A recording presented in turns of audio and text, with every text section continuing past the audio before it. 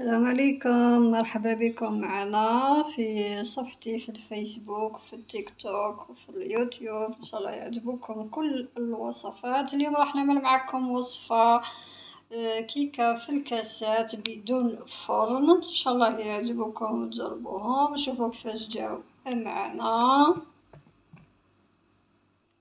شوفوا، بسم الله.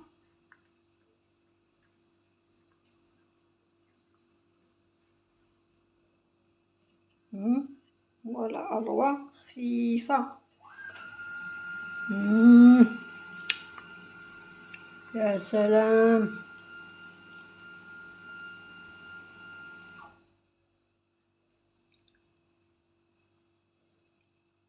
ولا أروع. نروحو مباشرة للوصفة والمقادير.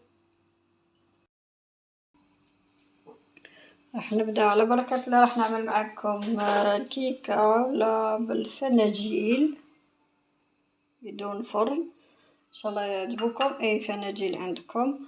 اول شيء راح نبدأ الصوص. عندنا كاس الزيت، عندنا كاس نقص ربع سكر، عندنا كاس حليب، عندنا نصف كوب كاكاو،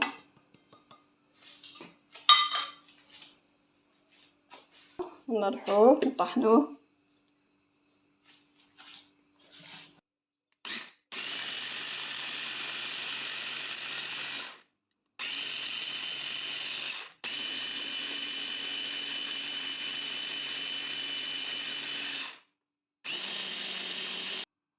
شوكولا، تحبي بيضاء او سوداء لك الاختيار، الا ما عندكش ماشي مشكل.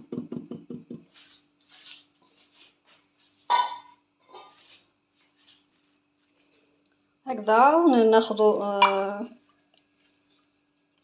كوب من الصوص الشوكولا، وهذا راح نضيفوله 2 حبات بيض،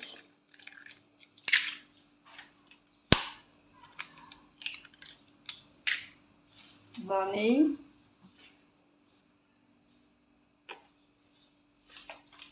نخلطوه جيدا.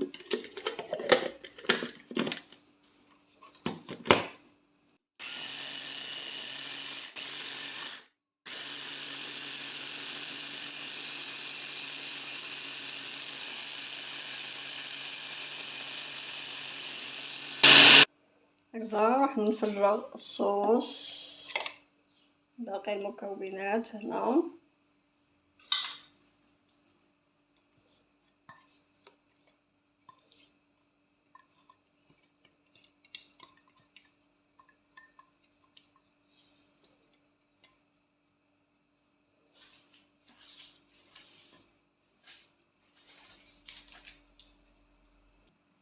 راح نضيف كيس خميرة الحلويات،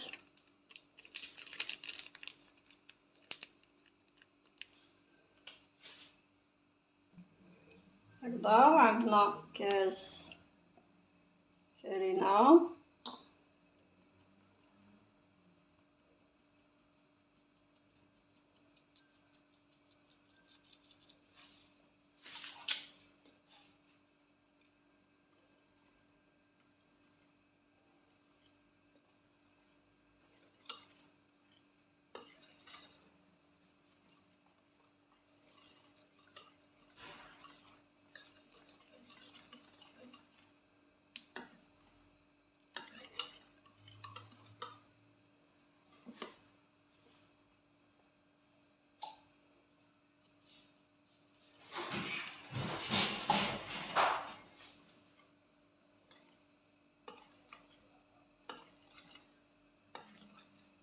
نخلط جيدا وندخل كل المكونات. هذا هو الكيك هكذا. وراح نجيب الكاس اللي عندك،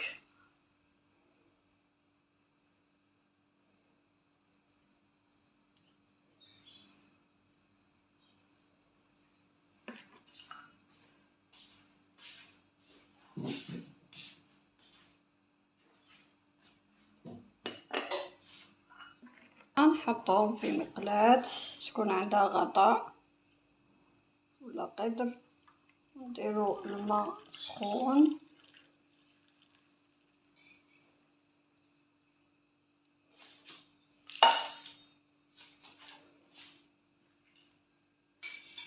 هكذا، ونغطوهم، نديرو فوطة للغطاء ونحطوهم فوق النار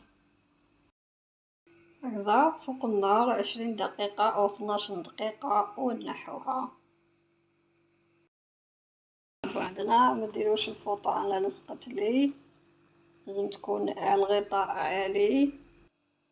هادو هما الكاسات راكو تشوفيهم هنا. مديروش الغطاء تاعي، متخلوش يلصق، شوفو هكذا يجي هكذا.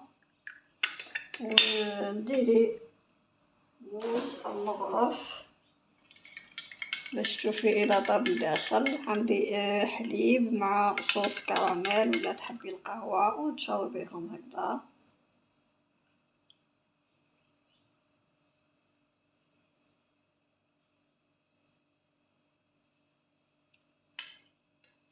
إن شاء الله تعجبكم الفكرة.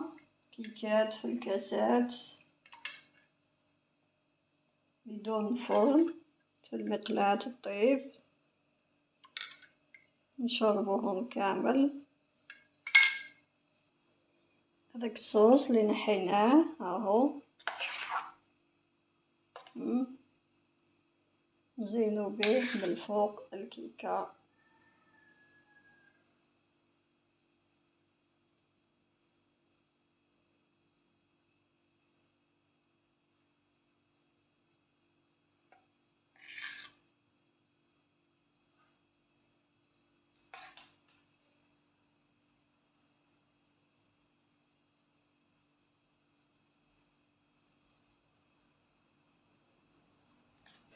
هكذا تحبوا تخلوهم او تزينوهم، واش اللي كان عندك تحبي تزينيه زينيه. هادو هما ان شاء الله يكونوا عجبوكم. كيكات في الكاسات والتقديم في الكاسات، ان شاء الله تعجبكم وتجربوها الوصفة. شكرا لكل الاحباب، كل الاصدقاء في التيك توك وصفحتي في الفيسبوك وفي اليوتيوب. ان شاء الله تعجبكم الوصفات.